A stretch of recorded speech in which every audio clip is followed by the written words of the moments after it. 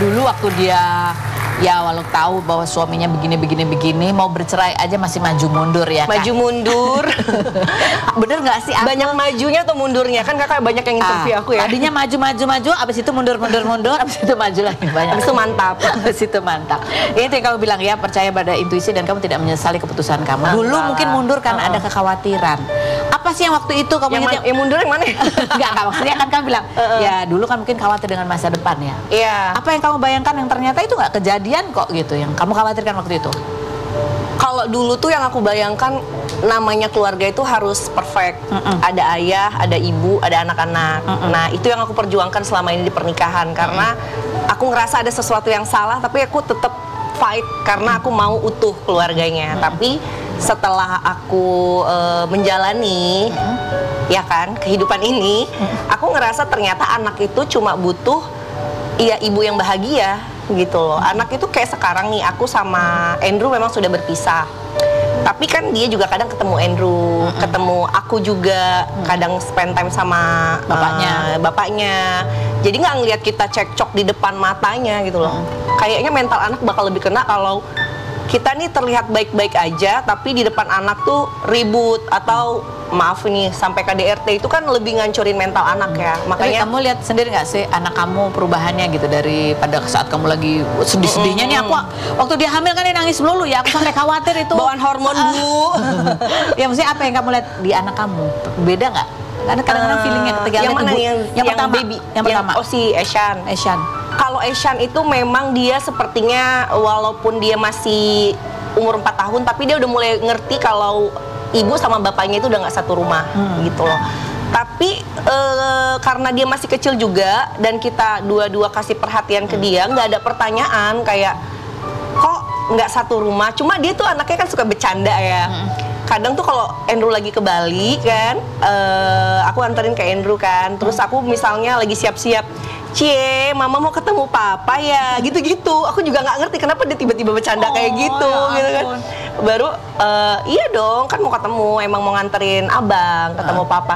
Jadi tuh dia anaknya lebih kayak suka bercanda aja sih. Jadi aku nggak menemukan hal-hal yang bikin aku, aduh gimana gitu, enggak sih.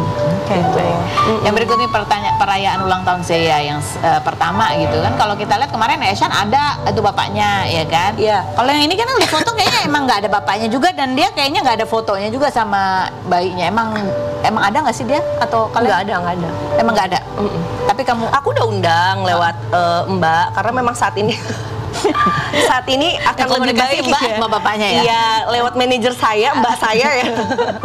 Kayak bilang sama Bapak, Zea kayaknya mau ngerayain ulang tahun di sini gitu kan.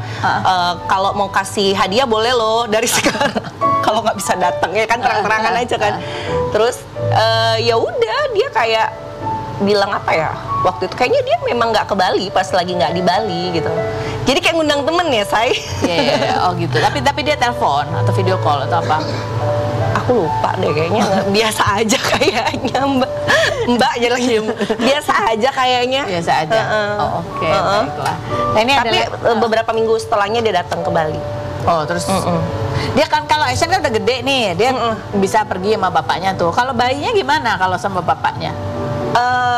Sama Mbak tetep. Oh, tetap. Tapi jadi kalau misalnya ketemu bapaknya dua-dua Mbak ikut, satu pegang baby, satu pegang Eshan, karena kan dua-duanya masih di bawah 5 tahun ya gitu. Oh, jadi ada. Biar dia juga, saya meringankan bebannya dia, yang penting ajak aja anak main udah, anaknya happy udah gitu. Nah, aku lihat sih Tangku Dewi kan makin langsing gitu ya. Tadi aku nanya, udah ada pacar baru belum, Bu? Belum, bener.